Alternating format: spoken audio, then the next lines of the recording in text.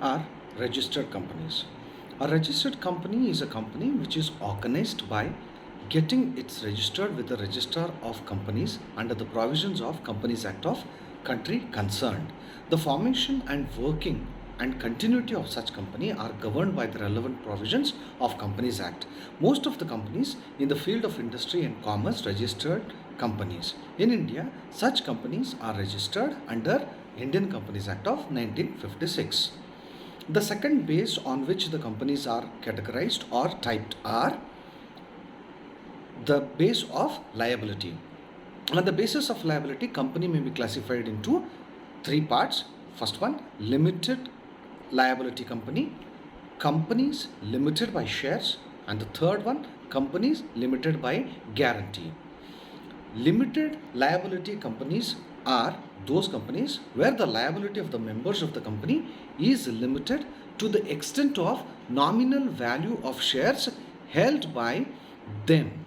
Such companies are known as limited companies. Coming to the second one is companies limited by guarantee, where the liability of members of company is limited by the memorandum of association to such an amount as the members undertake to contribute to assets of the company in the event of its winding up. Coming to the third category is limited liability companies, where the liability of members is not limited. Such companies are known as unlimited liability companies. Every member of such company is liable for its debt in proportion to his interest in the company. Such a company can be converted into limited liability company after passing a special resolution for conversion and applying to the register of companies for enrolling it as a limited company. Third one is on the basis of number of members, the company is again divided into different parts. The first one is private company and the second one is public company. A private company, according to section 3 subsection 1 clause 3 of Indian Companies Act, is a private company is that company which has its articles of association, limits the number of its members to 50, excluding employees who are members or ex-employees who were and continue to be members. Second condition is it restricts the right of transfer of shares if it has distributed. And the third condition is it prohibits any invitation to the public to subscribe for any shares to debentures of that company.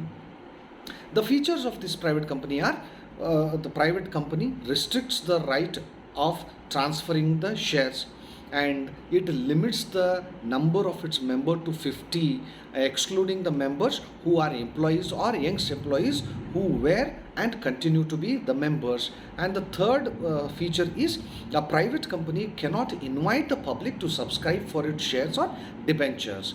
The advantages of private company is that a private company is easy to form and it can start its business immediately after incorporation.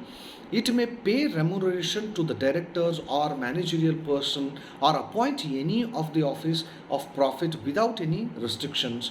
As there is no outsider as its shareholders, it is not required to hold statutory meeting or a file statutory report.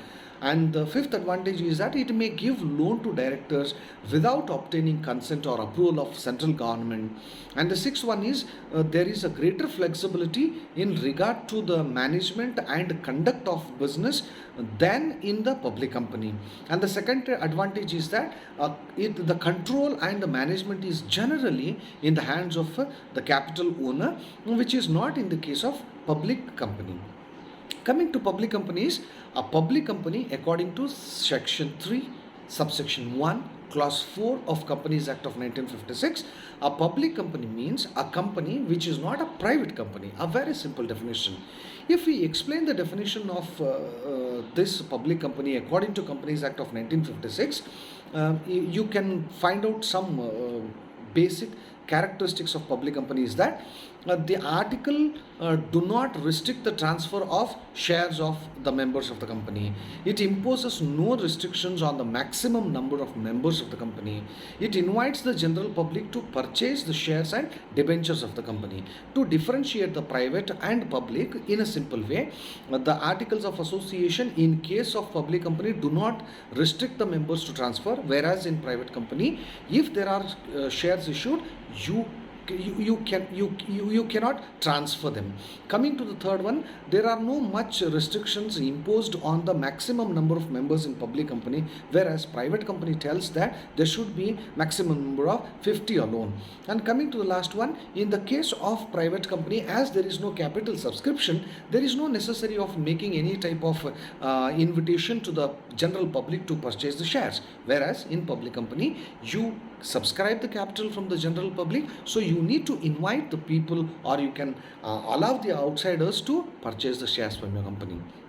And the different type of companies on the basis of control are two again. First one is holding company according to section 4 subsection 4, and according to the basis of control, the another category is that there are subsidiary companies.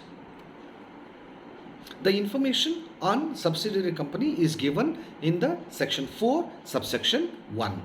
What is a holding company? According to section 4 subsection 4 of Companies Act of 1956, a company shall be deemed to be holding company of another if that other is its subsidiary company. Then again, what is subsidiary company? A subsidiary company is said to be a subsidiary company if the other company controls the composition of its board of directors. The other company holds more than half in nominal value of its equity share capital. And the third one, it is a subsidiary of such a company which is itself subsidiary of any other company. For example, if company B is a subsidiary of company A and company C is the subsidiary of company B, then company C is also a subsidiary company to company A.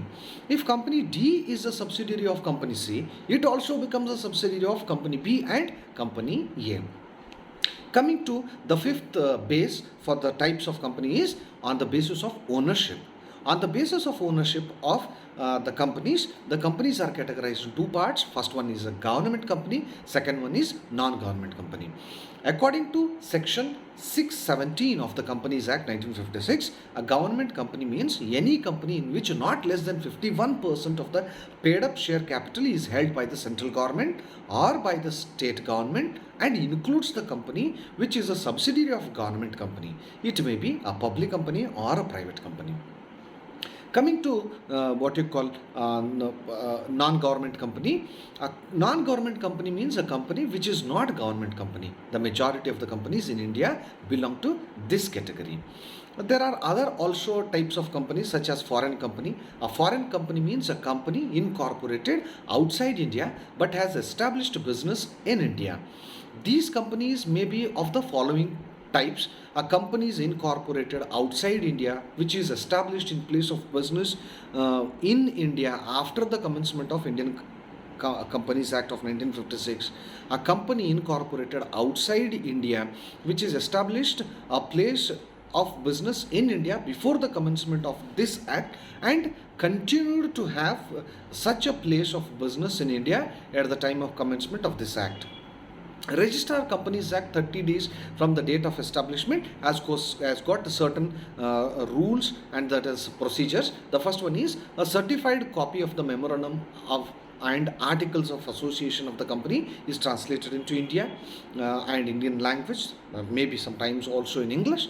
The complete address of the register office of the company, a list of directors and secretaries of the company, a complete address of the place at which the company has constituted as its main office in India.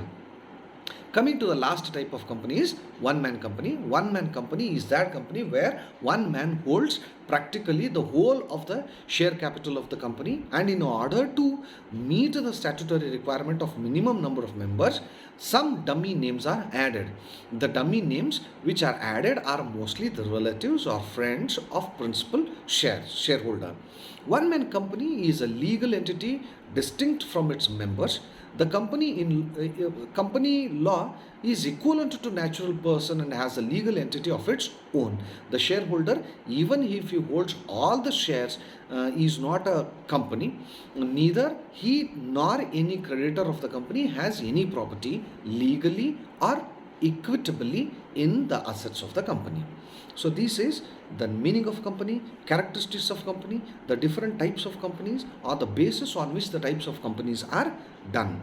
Thank you so much, students. In this video you can expect the important points that have been added, which are also very important from the point of examination. You may be asked what are the different types of companies.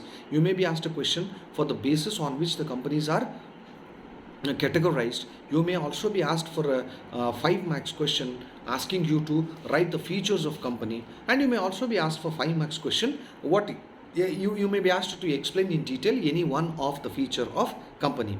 Thank you so much. With regard to this chapter, I shall talk the more information on the companies and what are the duties of a secretary when it comes to incorporation, promotion, capital subscription and commencement of business in my next video. Thank you so much. Tell your friends, like the video, subscribe to my channel.